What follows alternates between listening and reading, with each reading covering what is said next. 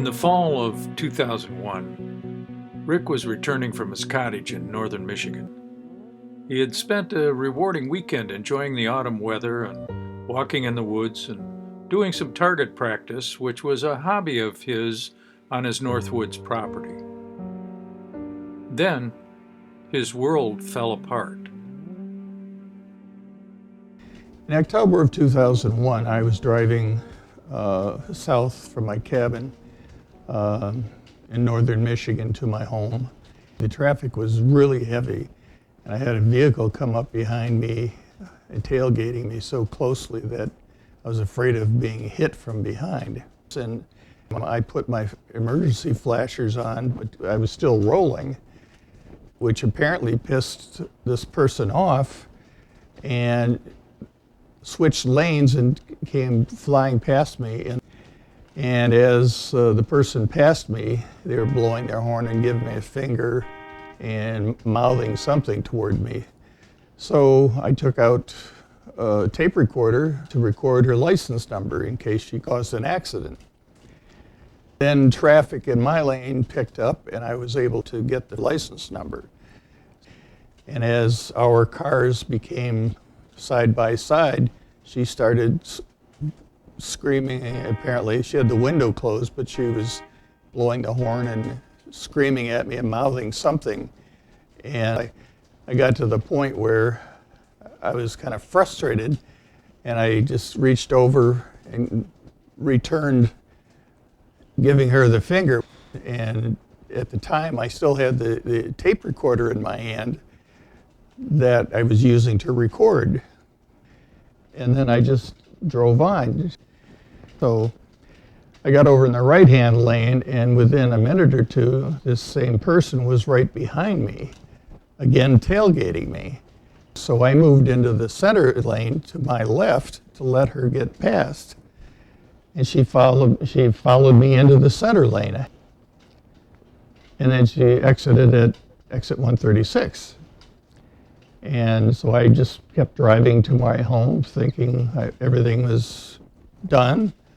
And about 20 minutes later, I was surrounded by 4 police cars. And on a bullhorn, one of the police officers told me to roll down my window and drop my keys out the window and get out. And just walk backwards. Well, when I got in the car, he told me that I was stopped for pointing a gun at another motorist. And I just told him, the only thing that I recall was this incident with a woman who was tailgating me, and I gave her the finger. And then he asked me, do you have a gun in the car? And I said, yes, it's in the trunk in the back of my SUV, unloaded, in a holster, in a suitcase that is right against the tailgate of my car. Another police car arrived, and I asked this other officer, I said, is it my word against hers? And he said, no, there are 3 eyewitnesses, which made sense to me because I saw 3 people in the car. I was booked on 3 felony. It was pretty scary. I suspected when I gave her the finger and the recorder was in my hand, she saw that reflection and it looks like the muzzle of a gun. I told the officer, I said, I want you to confiscate the tape recorder. I wanted it in evidence because it had the chrome ring and it also had the recording of her license number, which would tie it as evidence that I had it in my hand during the incident.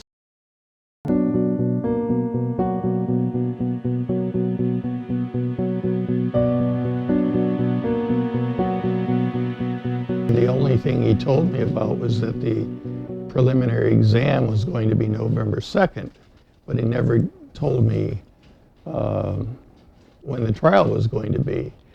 In fact, after the preliminary exam, I kept calling his office. This was starting in December, early December. I called him from all the way through December through January, and he never returned a call. So I talked to this friend of mine who had referred me to him, I asked, well, what do I do? And he said, well, you should probably fire him. I called a church that I knew of in Midland and asked for a reference, and the woman gave me the name of an attorney that I eventually hooked up with. We spent less than an hour talking in his office, and I gave him the details, and he told me his fees and that, and I gave him a retainer check, and then I just said I'd like to be kept apprised of what's going on, because I'm in the dark. Between the two attorneys, I got a very disinterested feeling that they were just assuming that I was guilty. And in fact, the second attorney even told one of my, just before trial, he told one of my prospective character witnesses that that he thought I was guilty. Before the trial actually started, I was offered a plea bargain, which was very generous if I had been guilty. And it was a plea bargain to 1 year of probation, no prison, and they dropped the two charges. And I instantly said, no, I didn't do it, which really pissed off the prosecutor, the judge, and then my attorney finally realized that I was innocent. And then I received a phone call from the second attorney, and he told me that my trial date was in April, and he told me that he had a conflict with another trial. I got a message left on my answering service, and that he would now file a motion for adjournment. Okay, I thought that was good. Seemed a little late, but then 2 days later, I got another message left that the prosecuting attorney would not agree to an adjournment, and that we had to be ready for trial Tuesday morning at 8:30.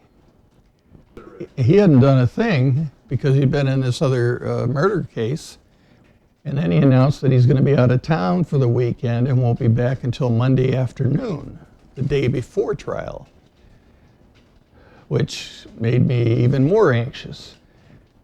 Until the day of the trial, between the day that I retained him and the day of the trial, we never talked of anything about the case. So he was totally ignorant of the case in terms of any of the details. As far as what the police said, in their police report, in the interview with the plaintiff's 13-year-old son, he claimed to have observed me pointing a gun at them that was a small silver .38 caliber with black grips. He supposedly saw this as my car passed theirs, which could only have been a matter of seconds. And he had said earlier that he was laying down in the back seat of his car, his mother's car, playing with his puppy. I showed the police report to a friend of mine who was an ex-DEA agent. He said, it's bullshit. You cannot determine the caliber of a gun pointed at you in seconds. The Monday afternoon when my attorney arrived from out of town, I called his office, and basically we just talked about be there at 8:30 in front of Judge so-and-so's courtroom, and we're supposed to defend ourselves, ready or not. And those were his exact words. And I was very, very nervous about it.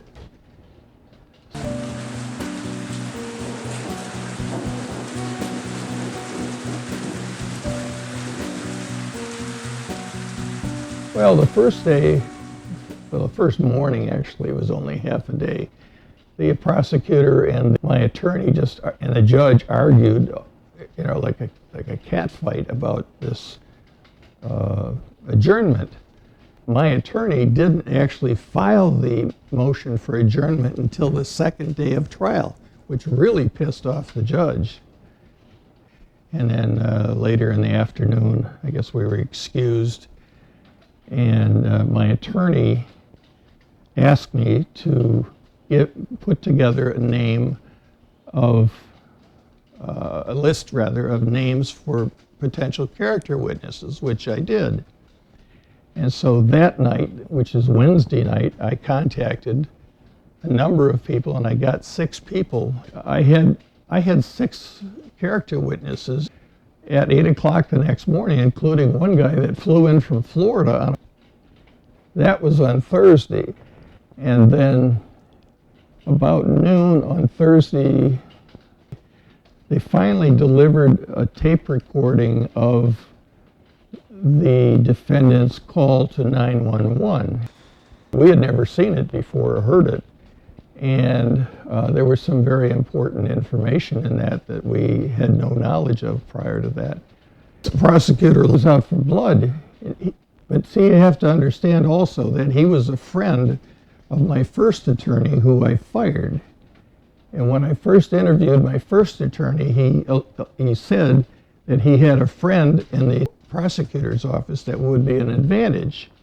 One of the significant things that my attorney didn't even warn me of was he wanted me to get up on the stand and point the gun at the jury. And I was thinking, the hell I will. I'm not going to point a gun at anybody. And so the prosecutor fortunately said that he wasn't going to allow me to, and which was fine with me. So then my attorney gets up and points the gun at the jury, which isn't going to make a lot of friends.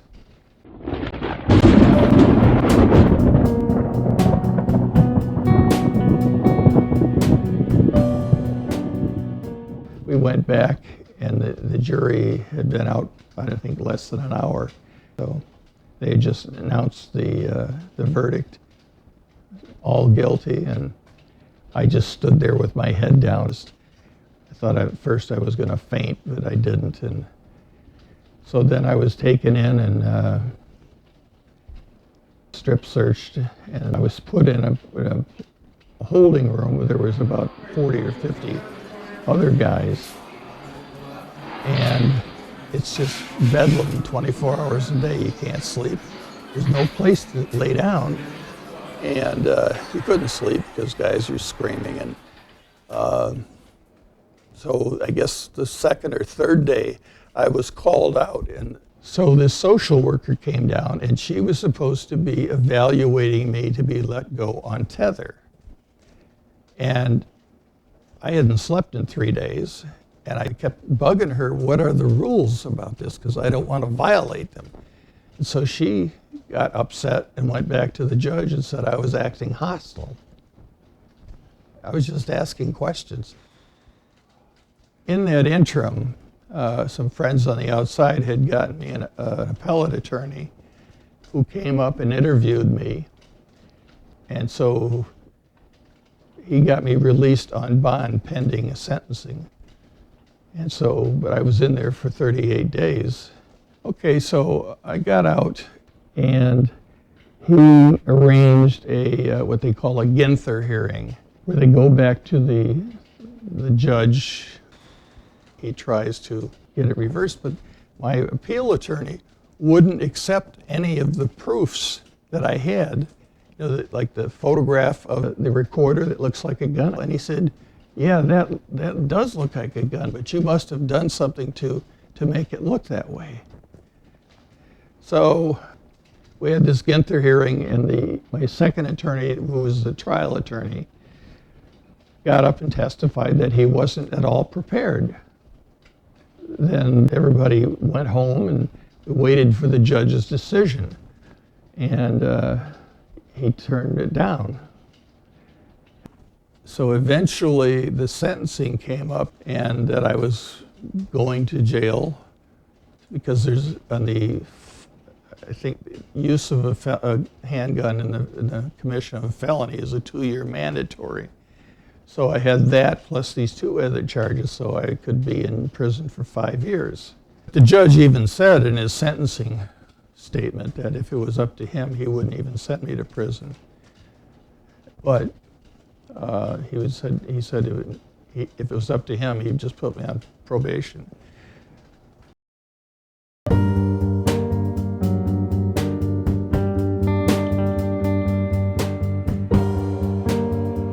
At the time of this incident, I had my own company. I'd been working for myself for 30 plus years. I developed a reputation where some of the large corporations were calling me. To go all the way back, when I was at Wayne University, I was the president of the Men's Glee Club. I have a bachelor's degree in industrial design, a master's in education. When something like this happens, you feel like a weather balloon that's deflated. The morning that I was supposed to submit myself to go to prison, the night before I had gone through a continuing panic attack where my heart was beating so hard, and I thought I was going to have a heart attack. And so I spent, I think it was maybe one night or 2 nights in the jail. And again, everybody's screaming all night so you can't sleep. And then the next morning, they had a van, an old beat up, like a step van. They piled 4 of us into it and drove us from that jail to Jackson Prison, the admitting facility. It's amazing how well, prison itself is a world that people cannot imagine.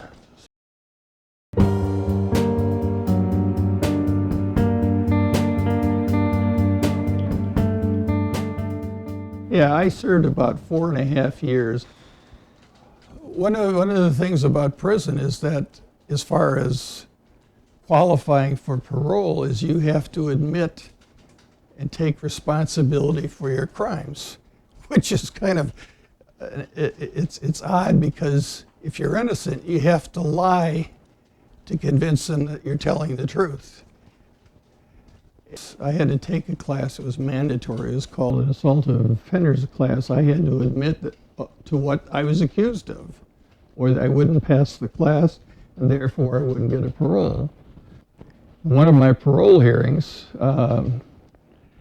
the member of the parole board asked me why I had a gun in the car in the first place. And the reason, my real reason for that was that I knew it was legal, so there wasn't a reason not to have it, because I was transporting it from one place of occupancy to, or what they call abode, to another place of abode. It was just exactly what I was doing.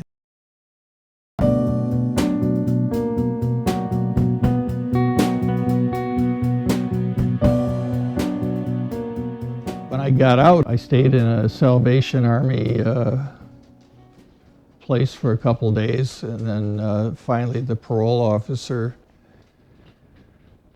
got my sister to allow me to live at her place. And so I was on a 1.5 year probation. I want my reputation cleared. I want this expunged because I didn't do it. And it's a hell of a blow to your reputation, which is the only thing that got me the jobs right now. Because of having this criminal record, I'm unemployable. I can't even find housing because they run background checks. I can't get a job because they run background checks. And I lost my house. Basically lost almost everything. So I've lost many friends. I've lost my family.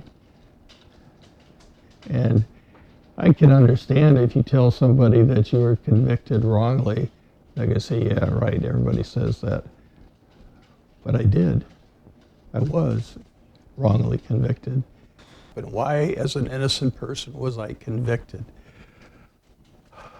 The best answer I can give to that is that the system is so overloaded, they get used to seeing criminals lying every day, and so they just assumed that I was guilty because she said she saw a silver gun and there was a silver gun in my trunk. But they didn't consider any other options, so they just assumed that I was guilty. And they acted on that and just, they don't want to spend time giving me a trial. 90% of the cases in the state of Michigan are plea bargained, criminal cases. And the fact that they gave me a plea bargain, no prison, if I would plead guilty to one count of felonious assault, and I refused it. What it cost me, as I said, my first attorney I paid $5,000 to, and then I had to fire him. The second attorney I paid $3,000. The third attorney, my appellate attorney, I paid $75,000, and plus other fees that I can't even remember. It's a good part of over $100,000, maybe as much as $125,000. And they didn't do anything. They didn't do their job.